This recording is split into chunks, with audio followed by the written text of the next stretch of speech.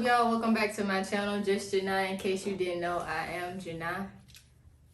And today I'll be doing a video on H. Pylori. For those that don't know, I'm a food science major at Alabama A&M University, and H. Pylori actually came up in one of our discussion topics. I caught H. Pylori back in 2016. It changed my life forever. For those that don't know, it made me vegetarian. I did a video on it, so just do me a favor, go check that video out. And in that video, I kind of go through everything I went through, how it made me feel, things like that.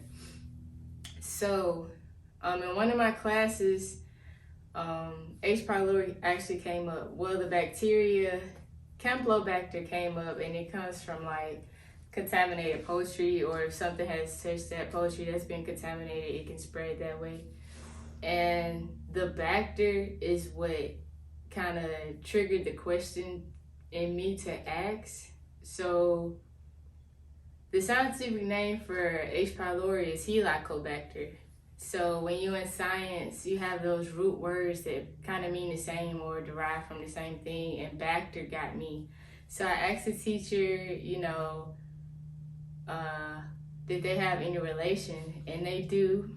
Campylobacter is more common than H. pylori, but the bacteria bacter is a rod-shaped bacteria, so it's in the same family, basically. So for those that don't know, you can catch H. pylori through contaminated foods or water. It can be spread from saliva, from humans or whatever, and it also comes from fecal matter. I asked the teacher about H. pylori, and just so happened she also had H. pylori, so it was pretty cool to meet somebody that also shared some of the same symptoms and similarities and stuff like that. But anyway, so we were talking about like what makes a bacteria thrive, and all you guys need to do is remember this acronym FATTOM, and it means food, acidic, time, temperature, oxygen, and moisture. So bacteria grows in a protein-rich environment, and those that I listed, food, acidic, time, temperature, oxygen, and moisture, those are also ideal environments for bacteria to grow. And within us learning about environments which was ideal for bacteria to grow, I began to tell the teacher what I went through and stuff like that. So when I had H. pylori, one, I wasn't eating, and that's a very common symptom that people get. People don't eat. For some reason, it just makes you feel real full. I don't know why, it just does. And to my surprise, it was probably the worst thing I could have done. To go 3 months without really eating and only drinking protein shakes, that really amplified it now that I'm looking back on it and learning what I learned about the environments in which bacteria thrive in. So it's best to eat, even if you can't eat as much as you can, because one, when you don't eat, the acid that's in your stomach, and remember I said acid is one of those ideal environments that bacteria likes to grow in. So your stomach is already an acidic environment. So if you're not eating, you're not using the acid that's already in your stomach.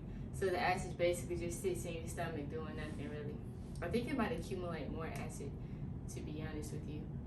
But anyway, so when I told her I wasn't eating, she told me that was the worst thing I probably could have did. So by not eating, I allowed the environment in my stomach to remain the same. I wasn't getting rid of any acid. There was no food to break down. So it was just an acid environment for bacteria to thrive in. Also, I was drinking protein shakes because I wasn't eating, and I was sleeping all the time. So I knew I needed the nutrients at the time. So I was drinking protein shakes, Ensure and stuff like that. So within doing that, one, I already have an acidic environment. Two, I'm giving it protein. So, and bacteria loves a protein-rich environment. So for me not to be eating and feeding my stomach just protein, I really just created a happy place for the bacteria to grow. which is why my condition probably got so bad, like, which is probably the reason why I can't eat fruit or meat anymore. Because I asked my teacher, was she able to, like, still eat, like, regular food and stuff? And she was telling she was fine after she took her antibiotics and stuff like that. The only thing she can't eat now is, like, ice cream, which I'd rather take that than not being able to eat fruit. So you live and you learn. That's why I'm here telling y'all what not to do and what to do. Also, make sure, like, you are rinsing your foods off. No cross-contamination. So, like, if you go cut some meat or something like that, don't cut fruits and vegetables on the same cutting board. That's one easy way how contamination can spread. Also, like, when you go into, like, restaurants and stuff like that, I know people don't like to be demanding, but if you see an employee hasn't changed their gloves or they're sick or whatever, I would suggest you speak up, like, for real. Even if it's just asking them to change their gloves. Some people get mad at that, but hey, consider your health. Especially now, consider your health. So I know people go to, like, places like Chipotle and stuff like that, but I'm terrified of going to Chipotle just because they've had too many outbreaks. So E. coli outbreaks. So I'm not really a Chipotle consumer. So just keep those in mind, especially the eating part. Make sure you eat. Because if not, you're just creating a happy environment for the bacteria to grow and thrive.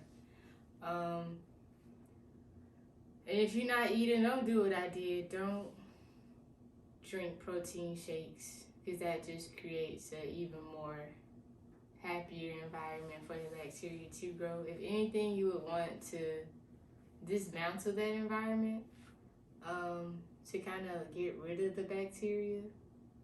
But that's neither here nor there. I just wanted to come on here and tell y'all some things that I learned about that might help prevent y'all from, catching bacteria, or if you already caught a bacteria, some ways to, like, kind of prevent it from spreading as rapidly as it does. Because within 3 months I lost almost 100 pounds. Yeah, and it took them a long time to find it, a very long time to find it. So you do the math. So yeah.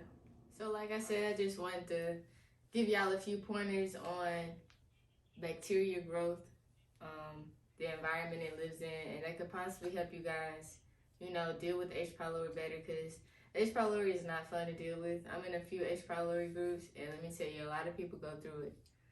It's not fun at all. So if you can just remember that acronym I told you, fat, time, food, acidic, time, temperature, oxygen, and moisture, those are the ideal environments that bacteria thrives in. And with H. pylori, something that grows in your stomach lining, the temperature in your stomach is already high. Remember, it's an acidic environment.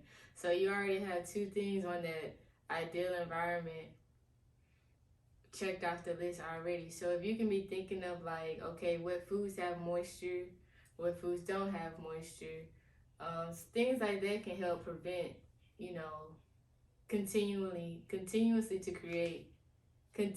to create an ideal environment for that bacteria to thrive.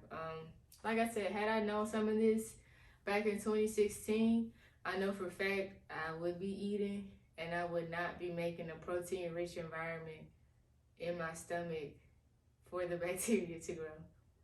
So I just want to get on here and kind of share some of those pointers with you guys. So yeah, y'all do me a favor, like, comment, subscribe, let me know what y'all think. And if y'all learned something new in regards to H. pylori, don't be afraid, leave it in the comments and let me know. All right, peace.